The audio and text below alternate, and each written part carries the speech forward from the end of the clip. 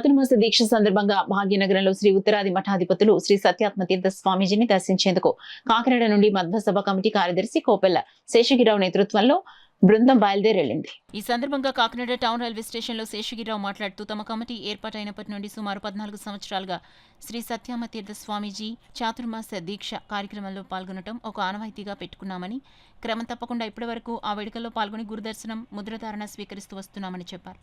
కార్యక్రమంలో కమిటీ కోశాధికారి వేముగంటి నరసింహరావు, పరశురామచార్, జయమ దంపతులు, ఉదయగిరి శేషగిరిరావు, కొప్పల్లి జానకితో పాటు రాచూరి రాఘవేంద్రరావు తదితరులు పాల్గొన్నారు.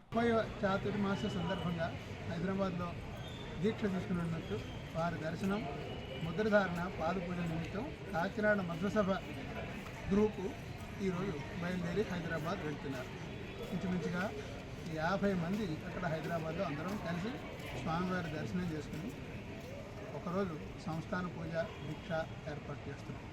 దీనికి మన మధ్వసభ గ్రూప్ నుంచి 50 మంది దాకా వస్తున్నారు. 30 చాతుర్మాస దీక్ష హైదరాబాద్ జరిపిన సందర్భంగా కాకినాడ మధ్వసభ తరపు నుంచి మేమంతా బయలుదేరి వెళ్తున్నాం.